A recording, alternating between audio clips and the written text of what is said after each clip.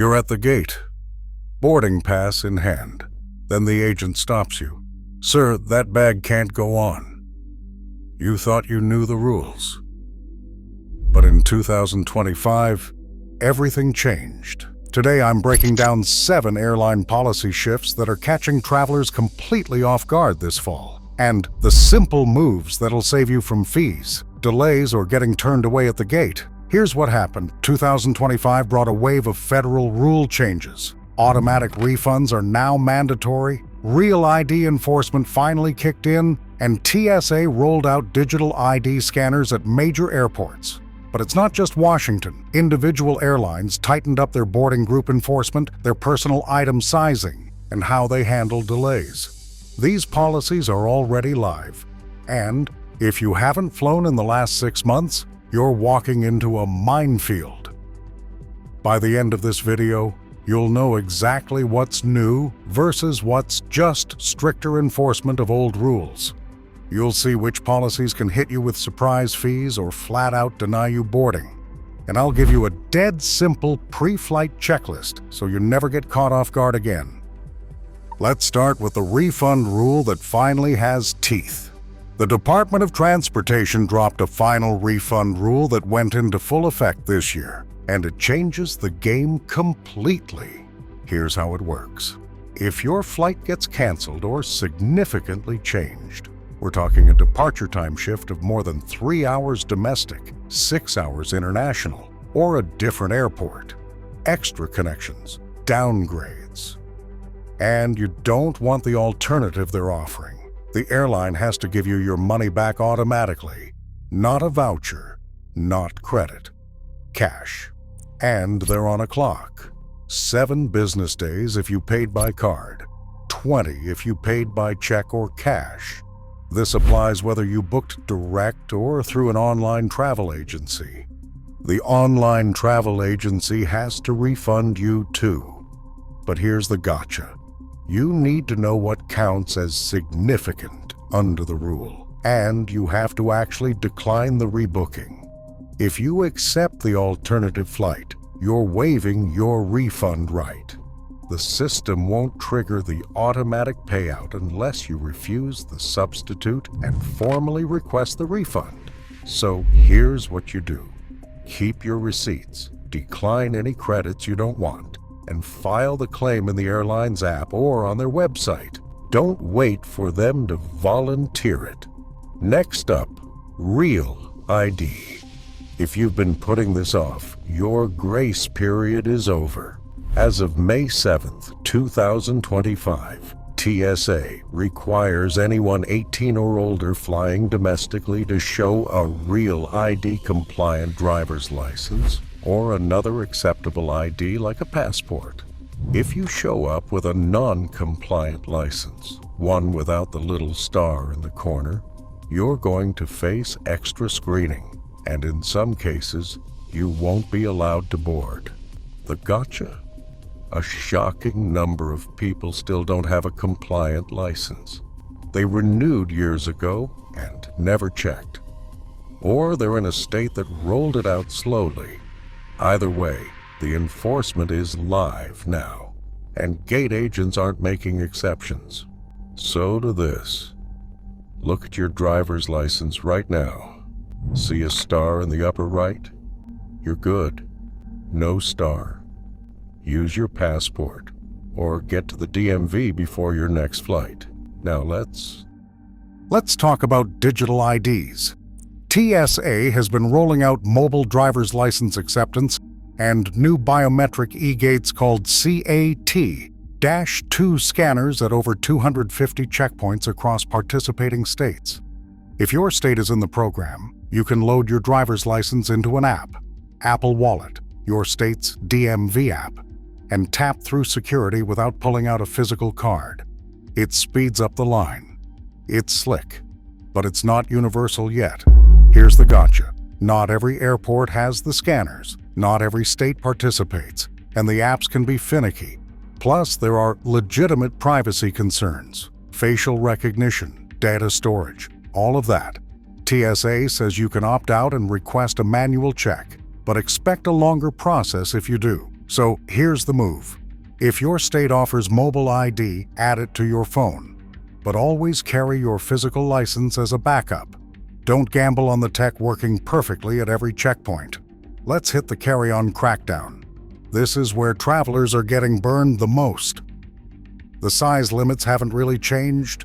Most airlines still say 22 by 14 by 9 inches. But the enforcement absolutely has. Take American Airlines. They pulled the sizers from the gates and moved them to the ticket lobby. The idea is to catch oversized bags earlier in the process, not at boarding time. But agents are still checking bags at the gate, and if your bag doesn't fit, they're tagging it and charging you the gate check fee on the spot. No more squeezing it in while everyone watches. Other airlines are doing the same thing, eyeballing bags in the boarding queue, pulling people aside before they scan their pass. It's faster for them, but it means less room to negotiate. The gotcha? If you show up at the gate with a bag that's even slightly over, you're getting charged. And gate check fees are higher than checking at the counter, sometimes double. Here's what you do. Measure your bag at home. I'm not kidding. Use a tape measure or a luggage scale. When you get to the airport, use the sizer in the lobby before you hit security. And if you're close, consider gate checking voluntarily for free during boarding. Some airlines still offer that option. Now, smart luggage. If you've got one of those bags with a built-in USB charger or a GPS tracker powered by a lithium battery, listen up. The FAA refreshed its guidance this year, and the rules are stricter. If the battery is removable, you can carry the bag on or check it, but the battery has to come out before you check it. If the battery is built in and non-removable, the bag cannot be checked at all. It can only go in the cabin. And all spare lithium batteries have to be in your carry-on, never in checked luggage. There are watt-hour limits too, usually 100 watt-hours for most consumer devices, 160 for larger power banks with airline approval. Here's the gotcha. A lot of people don't realize their bag has a non-removable battery until they're at the gate and an agent flags it. At that point, you're either abandoning the bag or scrambling to swap it out. So do this. Check your bag's battery compartment before you pack. Make sure it's removable. Know the watt-hour rating. If you're not sure, check the FAA's site or call the airline before you leave home. Let's talk family seating. This one's actually good news. Following the FAA Reauthorization Act of 2024, the DOT finalized rules that say airlines cannot charge families extra to seat a young child next to an accompanying adult in the same cabin class. That means if you're flying economy and your kid is under 13, the airline has to make a reasonable effort to seat you together without an upcharge. But here's the gotcha. This doesn't guarantee you a window seat or a specific row. If the cabin is already mostly assigned and there aren't adjacent seats available, the airline just has to do their best. And accompanying adult means someone on the same reservation. If you book separately, the rule doesn't apply.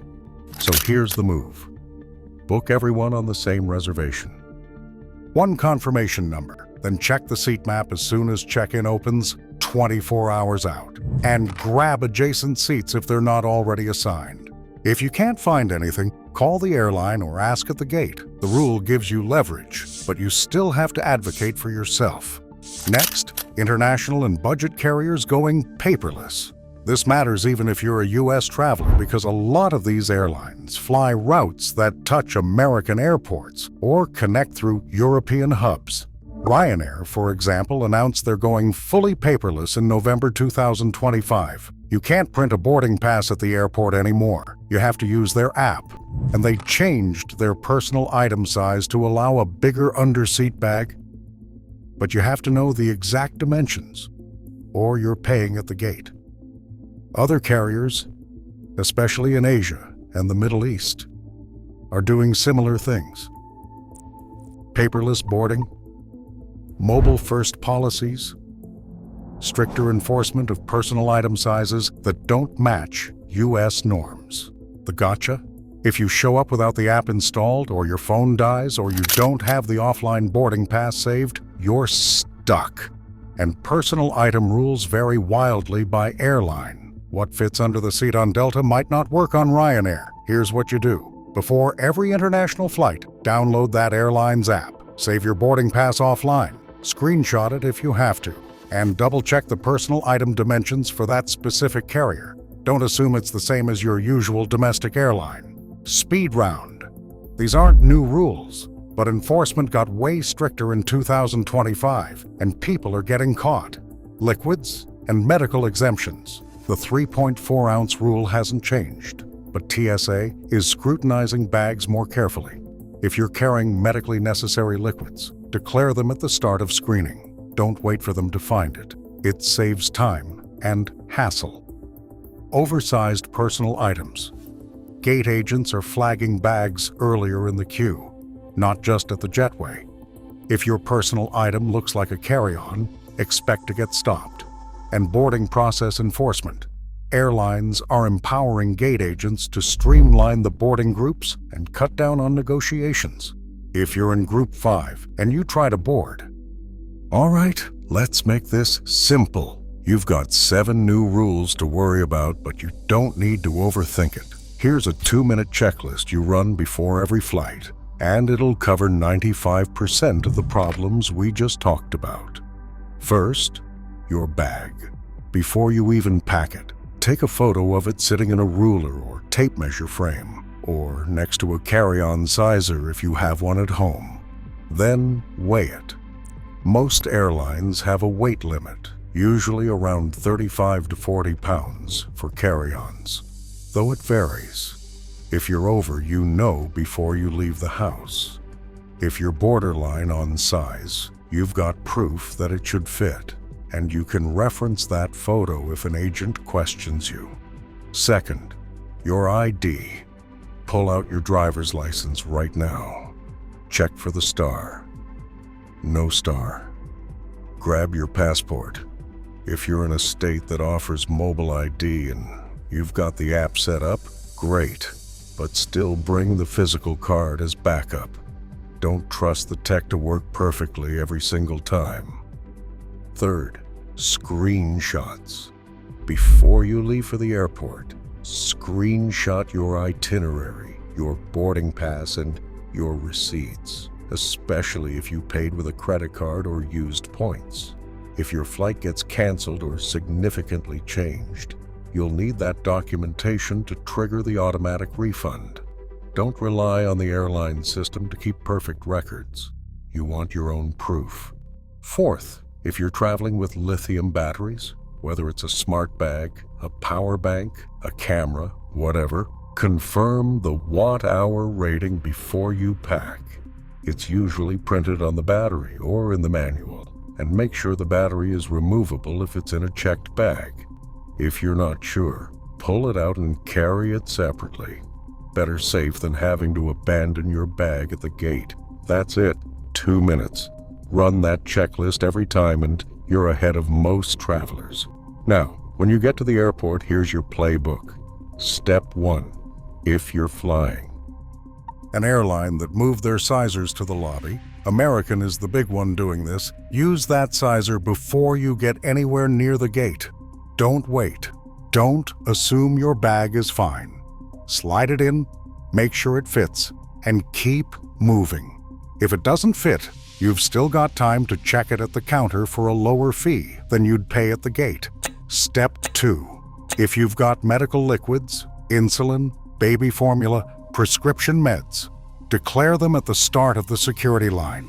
Pull them out, put them in a separate bin, and tell the TSA officer what they are. This saves you from a secondary screening and a bunch of questions later. The rule allows medically necessary liquids, but only if you're upfront about them. Step 3. If your flight gets canceled or significantly changed while you're at the airport, don't just accept the rebooking the agent offers you. Ask about the automatic refund. You have the right to it under the final refund rule. If they push vouchers or credits, decline them. Say clearly, "I'm requesting a cash refund. under the DOT refund rule. Then follow up in the airline's app or website to make sure the claim gets processed. Don't leave it to chance. And if something goes sideways, because it will eventually, here's how you handle it. If you're dealing with a refund issue and the agent isn't cooperating, stay calm. Cite the rule. You don't need to be a lawyer, just say, "The Department of Transportation's final refund rule requires automatic cash refunds for canceled or significantly changed flights. I'm declining the alternative, and I'd like to file my claim now." Then document everything. Screenshot the conversation if it's in the app. Take a photo of any paperwork, and send a follow-up email summarizing the interaction. Paper trail matters. If you've got an ID issue, maybe your license isn't compliant, maybe the mobile ID isn't scanning, ask for manual verification. TSA has a process for this. It takes longer, and you might get some extra questions, but they can verify your identity through other means. Or, if you've got your passport with you, just use that. Don't argue with the scanner. Switch to the backup plan and move on. Bottom line, these rules are live, they're being enforced, and they're not going away. But if you prep for 2 minutes before you leave and stay sharp at the airport, you won't be the one getting stopped at the gate. You'll be the one walking onto the plane while everyone else is scrambling. Let's bring this home. Real ID enforcement is live. Digital ID scanners are expanding to more airports every month. Gate agents are pulling sizers into the lobby and checking your bag before you board. Smart luggage with built-in batteries is getting flagged at the gate. And automatic refunds are on a 7-day clock, whether the airline likes it or not. Here's the truth. 2025 isn't about new rules sitting in some federal register that nobody reads. It's about new enforcement in practice. It's about gate agents who finally have the tools and the mandate to stop waving people through. It's about systems that trigger refunds automatically instead of burying you in voucher limbo. It's about technology at the checkpoint that either speeds you through or stops you cold, depending on whether you prepared. The informed traveler walks on. Everyone else pays. In fees, in time, in stress, or in getting turned away at the gate. So do me a favor. If you're flying before the holidays, or you know someone who is, share this video right now. Drop it in the family group chat. Send it to your friend who always shows up to the airport with chaos energy and a bag that's 2 inches too big. And leave a comment. Tell me where you've seen enforcement change. Are gate agents in your city using the lobby sizers? Did you get stopped for a non-compliant ID? Are the digital scanners working smoothly or causing backups? I read every comment, and I'll pin updates as airlines and TSA post new guidance. You're not walking into 2025 blind anymore. Now go catch your flight.